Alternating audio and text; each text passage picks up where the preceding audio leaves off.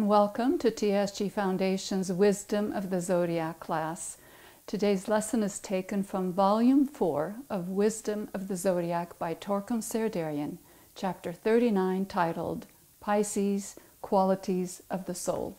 This is a beautiful chapter that gives us a wonderful discussion on the qualities of the soul, and there are 8 of them that are given in this beautiful work, and we begin on page 478. And I'd like to read each of those 8 qualities of the soul and then go from there to the beginning of the chapter. So turn to page 478 and let's see what are the 8 qualities of the soul that are very, very important for us, that we need to exemplify in our life in order to show in a practical, everyday way that we are indeed souls. So what is the first one? Number 1, if you have a soul, you have continuity of consciousness. This is very important. This topic is not to pretend that we are spiritual, that we are souls, that we are wonderful. It is not just word only, but in deed and everyday action. So first, that you have continuity of consciousness.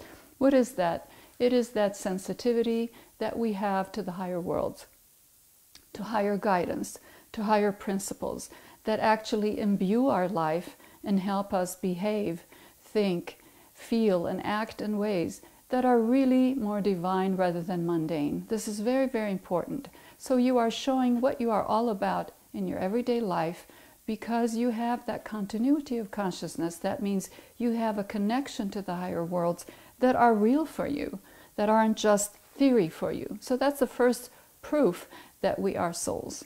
The second one is we start increasing in beauty, goodness, righteousness, joy, and freedom.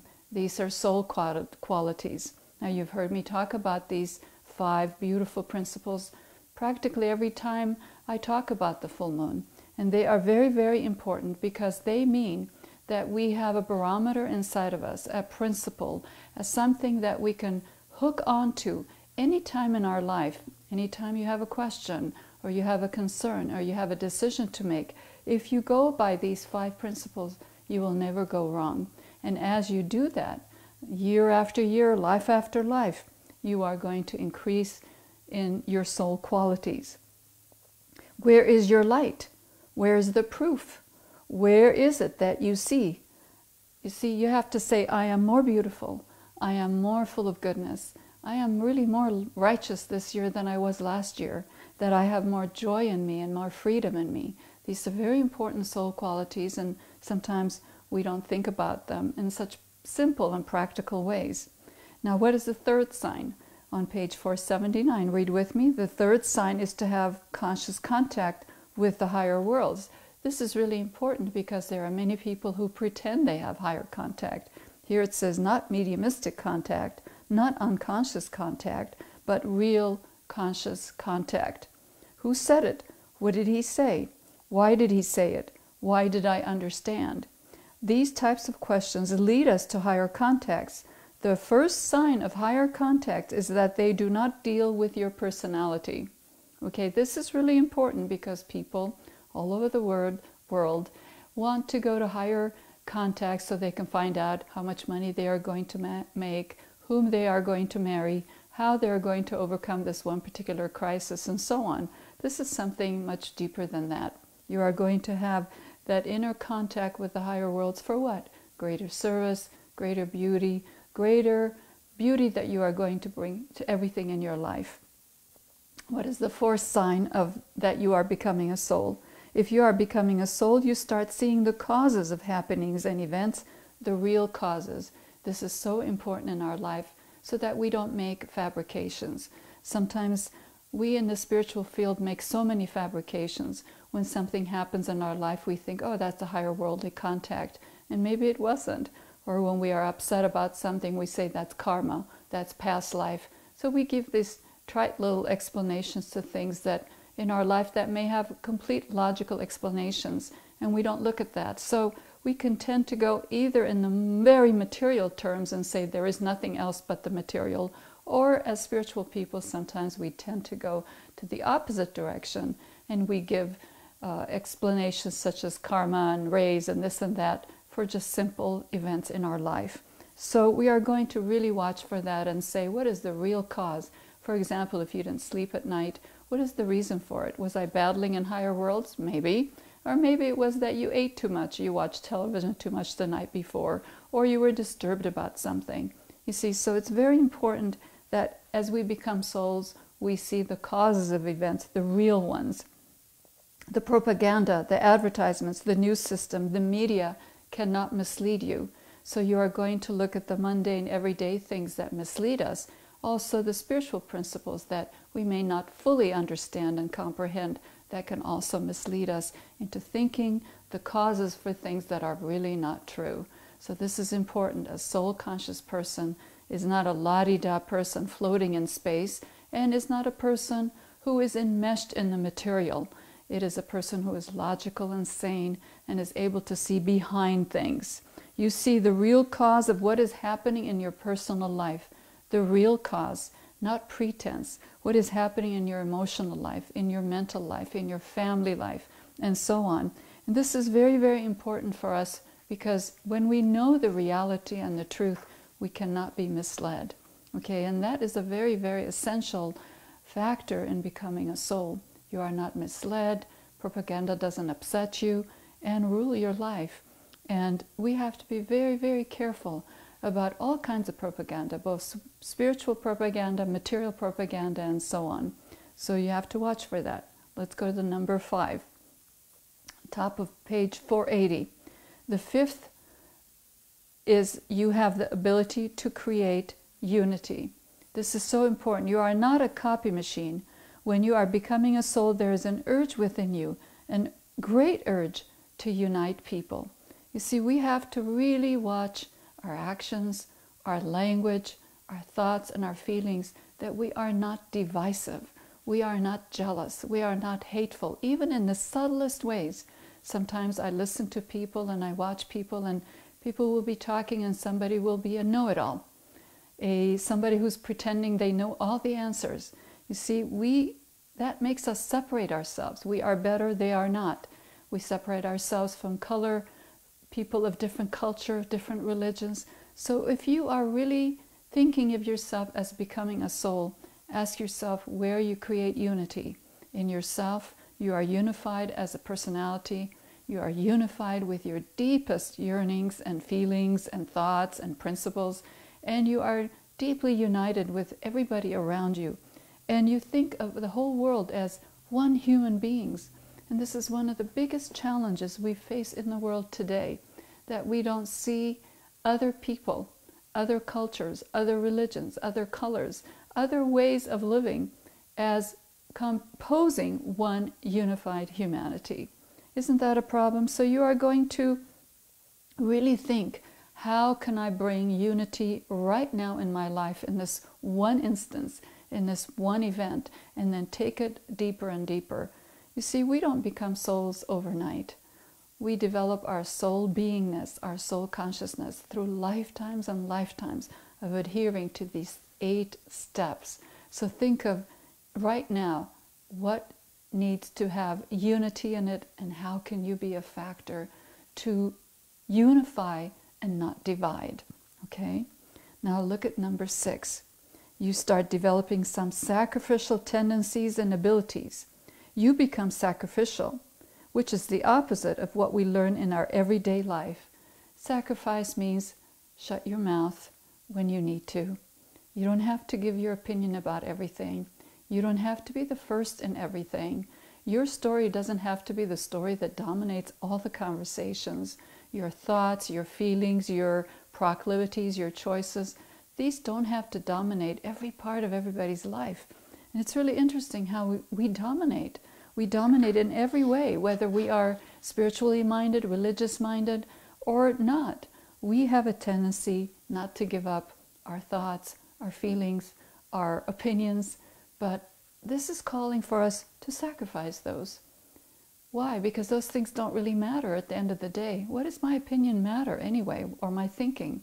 Sacrifice these things so that there's greater good and greater unity created. And you can see the creating unity and the sacrificial tendencies go together. Now sacrifice And sacrificial tendencies are really important in a greater sense. What are you willing to give up in order to have freedom, greater freedom in your life? This is very, very important. And what is it that we are really ultimately sacrificing? What we are sacrificing is everything that is not our true self, our true essence. And in order to have sacrifice, we must know who we truly are as souls and as bodies. And you are going to say, what really matters is what is going to be everlasting. My soul, my essence, those are everlasting. Those never go away. But I can sacrifice things that are ephemeral, that will go when I'm gone, that really don't matter. Okay, so these are very, very important. And you can see each of these has very simple applications and also very complex applications. Number 7, this is so beautiful. You lead people to the path of perfection. Okay, you lead people to the path of perfection. I'm not saying that you lead people to perfection. Who are you to lead them? This is so important. There's no ego involved in leading people to the path of perfection. You are telling them, here's a restaurant, go and eat. Did you do that? Did you lead anyone to the path of perfection, which means did you create a real and strong urge in people to improve themselves? How do you lead people to the path of perfection? Share the teaching. Share this video, for example. Send a music, send a book to them, invite them to a lecture, invite them to discuss higher things with you. For example, instead of sitting around and talking about silly nonsense things and gossiping and saying hateful speech that is really amplifying the hate in this world, why not lead people to the path of perfection? Why not talk about great things that matter to you? And you can really do this in every part of your life, but it's going to take some self-control, isn't it? If you are going to lead people to the path of perfection, you have to know what the path is for yourself. And through your beingness, through the words you choose to say, through the actions you choose to take, through the words you choose not to say, not to interfere, then these are going to show by example what the path of perfection is. And when the right time comes and you say something to someone, it is going to mean something. It is not just going to be another blah, blah, blah that people say, oh, there he goes again, or there she goes again. You see, so the path of perfection is not standing on a soapbox and yelling and telling people they are sinners, they are bad, they are going to go to karmic hell, and so on. It is really leading people to the path that will get them in touch with their own soul. And this takes a lot of work. And it takes, most of all, that you know what the path is for yourself. So you can see here that in order for us to help other people to become soul conscious, we have to be somewhat soul conscious ourselves. All right, now, number 8. This is so beautiful, and it's on page 481. You release yourself from your own fabrications. Oh, wow. How to release ourselves from our own fabrications. Boy, when you think about this, you are going to be surprised how many things you fabricate. Things that we fabricate are the stories that we tell ourselves, and take them as real when they are only fantasies. How many stories do we tell ourselves when we're driving, when we're trying to go to sleep, when we are just sitting, when we are reading, or even when we are listening to people? We're not even listening. Sometimes we're just telling stories as they're telling their stories. So this is a profound, profound piece. If you don't work on anything else in this month, think about this one item. What are the stories that you are telling yourself and telling others, and believing in it as if it's real, and building that cocoon that imprisons us further and further and deeper into a hole? We think about ourselves as being kings and queens, and suddenly we believe it. You see, spiritual people think they're so spiritual. Religious people think they're just saved by God and they have the only way to go. And politically powerful people think they know all the answers. And we also think we know everything about diet and health and well-being and spirituality. So think again, what are the stories that we are telling ourselves that may be untrue and made up? Do you understand? Do you understand what he's saying? It is such an interesting subject. You are going to release yourself from the web that you built about your identity. You see, when we build our identity based on stories and lies, what do we have? Nothing but a false wall around us, imprisoning our soul. Very, very serious. Who you are and what you are. You see, we don't know who we are and what we are when we keep telling stories. Once you break that web and come out, you will see a different picture about what you are. Okay? And this is very interesting. It is not about saying, oh, we are so ugly, so horrible, we did this and that. No, it's seeing the truth. The truth of who we are in reality is really something that we need to discover. And very little in our culture encourages that. But this culture of the ageless wisdom does encourage that. It doesn't judge you and say you're a sinner, you're this, you're that. It is saying, take those fabrications and those stories away and find out who you truly are in essence, and then let's bring that out. Because that is going to help you be free, totally free. Until you find that free picture of what you are still in the hands of slavery. It is really important to think at this time how many ways there are that we imprison ourselves. And this is the second theme that runs in this chapter. I'd like to take you to page 473 and read 2 heavy-duty paragraphs about prisons. And consider for a minute before we go into that, and take a minute. Maybe you stop the video for a minute and say, what are the fabrications that I create about myself? What are the stories that I tell that I need to stop? I need to stop saying that. And the story could be physical needs, physical addictions and attachments, emotional stories and griefs and events that happen, and mental ones. Interestingly, when we think about the stories we tell ourselves, they are often not exactly what happened, what really happened. So what really happened in our life is not told. It is the fabrication that is told over and over, and we embroider on it and add on it and make it really fancy and start believing it. And this is so important and so profound in the teaching, that so much of what we clothe ourselves with is just a lie. Very nice, very, very nice to realize that at this time. Why is that? Because Pisces is a liberating force. We'll go into that a little bit later. It's a liberating force trying to remove all those ugly blankets that we have added to ourselves and covered our beautiful, beautiful soul with it, thinking that's what we are. Let's look at page 473, second paragraph. We are confusing ourselves with our body, with our emotions, with our knowledge, and that is why we are living in this confused world. Confusion is when we don't know what is right and wrong. We cannot make choices. We don't have solid principles to stand on, and the principles we stand on are really on quicksand. Isn't that the truth in our life and the life of the whole world? Let's look and see where are our rock solid standards that we can stand on, and where is the quicksand that we need to move away from. When people are confused, they don't know what to do. And that's really a profound statement. And there are many forces that try to confuse us. They try to take away that solid rock of principles from us. They say everything is okay when it's not. Everything is upside down for us. So this is a beautiful, serious, serious paragraph that I ask you to read and meditate on. Let me continue. We just don't know what to do. The one thing that keeps us busy is the prison. You see, he's saying we are in prison and we are so busy just taking things from one corner of our prison and put it in the other corner, to the other corner, to the other corner. And we think we're just doing wonderful creative things. And all we're doing is shoving the dirt around. The prison drama keeps us busy, and we don't realize that all the drama that is going on is in the prison. In the prison. It is not outside, it is in the prison. Can we say we are personally in prison? Probably. Nationally, internationally, the whole world.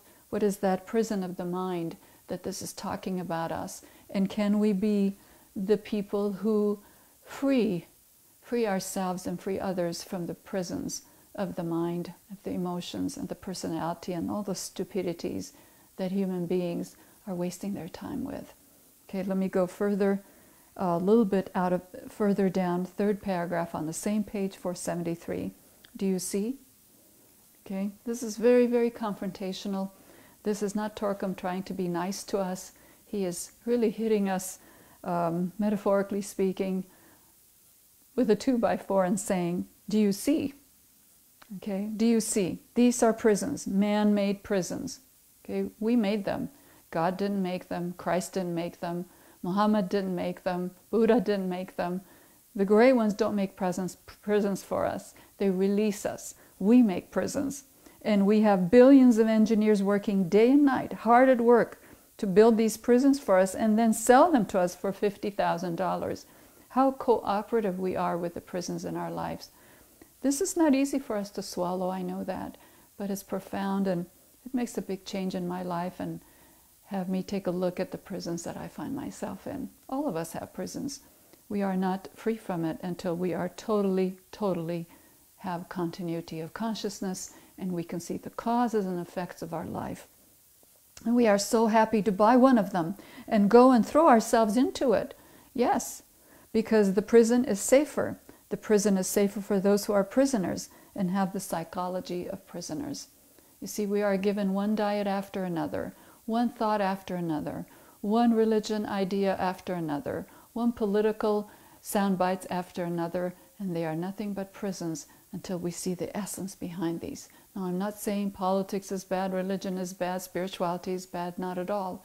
But if we go to the essence of them, they are all one, they are beautiful, and what they are all trying to do in essence, in the highest sense of the great ones, is showing us the path to our soul, the path of perfection. So we are asked in this time to move away from the prisons that we have bought into, paid for, and even we pay for the medicines of the prisons that are created for us. For example, we are given all these ridiculous foods to eat. We eat them, and then we are given drugs to make us better, that the illness that caused by the foods that we eat. So do you see how we go around and around in circles?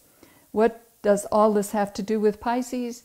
Pisces is a very important energy. Let us go to the page 471. The first page of this chapter is a very important energy because it is a liberating force. It is liberating us from all these falsities, all these prisons, and it's a really difficult time. Today I'm talking about a liberating force, a saving force. We are celebrating the sun in Pisces at this full moon of Pisces, and according to the ageless wisdom, the sun as a great electromagnetic is pulling a tremendous amount of force from Pisces and transmitting it to our planet and to us human beings to shock us into finding the ways to liberate ourselves. And you are going to then think about, what is it that I need liberation from, physically, emotionally, and mentally? And once I am liberated, then what is my responsibility? Just because we have a democracy doesn't mean we live in a democracy unless we go out and do something about it, right? If you are a soul, you have to behave like a soul. If you want to be a noble, beautiful person, you have to behave like that in real time, not just in pretend time. So we are going to watch our words, our actions, our feelings, and our thoughts, and everything that we do to see how we can bring these 8 fundamental ways of becoming a soul into our life. And we are going to meditate about that. So during the next full moon, take 8 days. Usually we say 5 days, 3 days, 7 days. These are 8 items. Choose one each day, or choose one for all 8 days. Believe me, I can tell you that one of them you can spend an entire month on, an entire year on, and you won't get to the bottom of it. That's how heavy and deep these are. Because to be a soul is a lifetime work, isn't it? And so you can meditate on one of these every one of the days during the full moon. Do 8 days, 4 days before, 4 days after, however you count them. And see if you can meditate on these topics and see how you can become a soul. So this is the meditation we are going to do now together. And the keynote is, how can I prove that I am a soul? So think of these 8 ways. Let me read them for you again so you can remember. Choose one of them and meditate on it. 1, you can be a soul if you have continuity of consciousness. So your question is, how do I achieve that? Number 2, you increase in beauty, goodness, righteousness, joy, and freedom. Just take one of them. How do I increase in that and therefore prove I am a soul? Third is to have conscious contact with higher worlds. Fourth is to see the real causes of events. And fifth is the ability to create unity. And sixth, you have some sacrificial tendencies and abilities. Number 7, you lead people to the path of perfection. And number 8, you release yourself from your own fabrications. This is beautiful. So we will start with a beautiful mantra. Say it, repeat it after me. Lead us, O Lord, and so on. We will sound silent 3 ohms. I will guide us through the keynote and then a visualization, and we'll close. Okay, so for your meditation, always sit up straight and always take time to do the following. First, you relax. Okay, let me guide us. Close your eyes, sit up straight, take a deep breath, exhale, and relax your physical body. Relax your emotional body. Just put all your cares outside. Relax your mind. Lift yourself to the soul consciousness. Just take yourself to a higher level altogether. Leave all your daily routines and issues outside the door. Take a deep breath and relax again.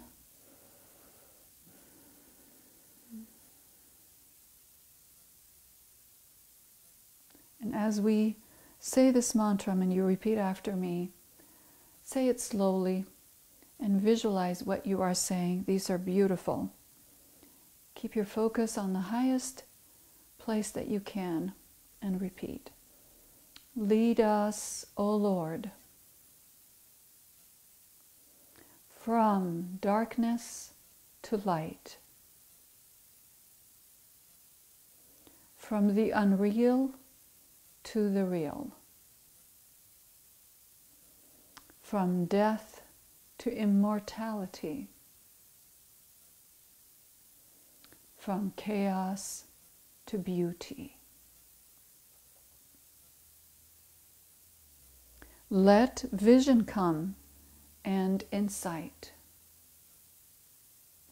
Let the future stand revealed.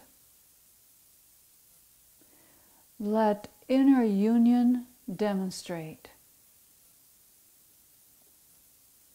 and outer cleavages be gone. Let love prevail. Let all men love. Now say 3 ohms, either out loud or silent, keeping your focus in the highest place that you can.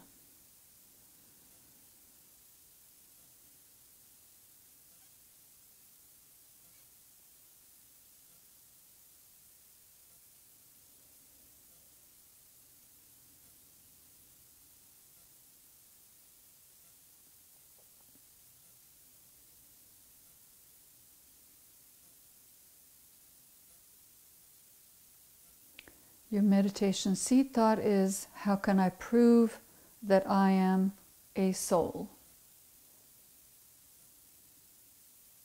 Ask that question and answer. Don't flip out or hallucinate. Keep focused on the seed thought. And think of very practical ways that you can prove you are a soul.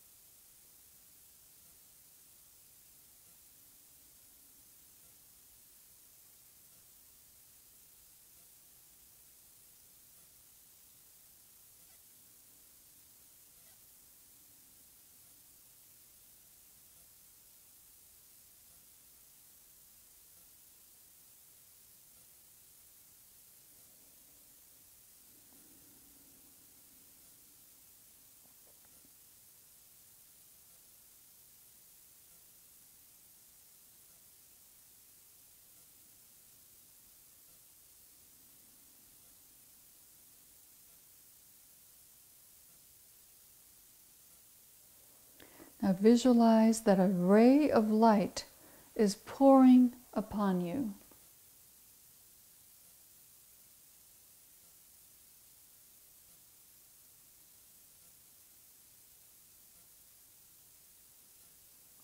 Healing your bodies.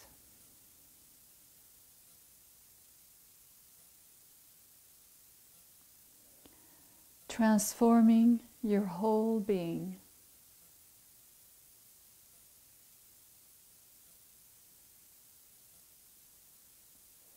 Feel that as that ray of light is pouring into you, it is cleansing and purifying your body, emotions, and mind. Take a minute to just bathe yourself with no conditions in that beautiful light.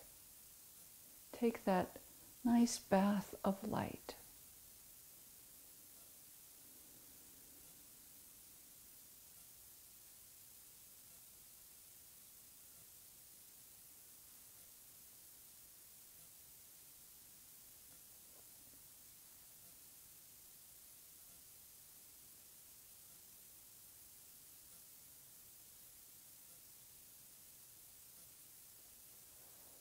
Repeat again.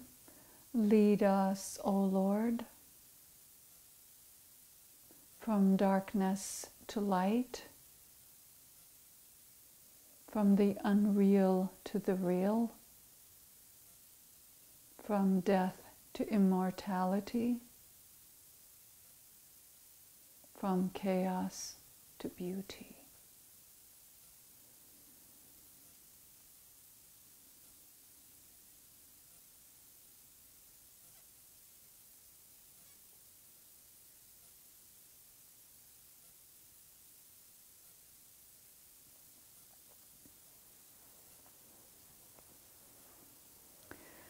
Remember this beautiful visualization whenever you feel like you are stuck and you need a liberating force in your life.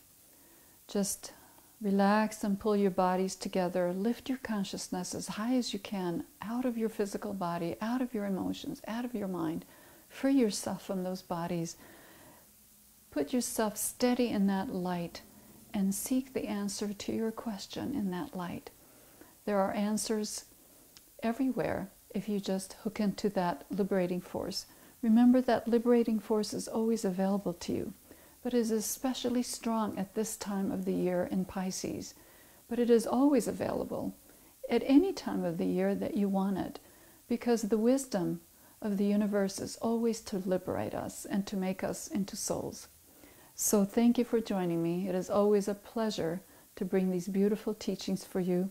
This completes our 12-month series, and next month I'll start again with the first volume, starting with Aries. So thank you for joining me, and if you don't have the copies of these books, please get your copy. They are so beautiful. They will give you nourishment for the entire year, for years and years to come. There are at least 10 to 12 years worth of study in these books. There's really no end to them. So I look forward to seeing you next time. Take care of yourself and have a wonderful day. Bye for now.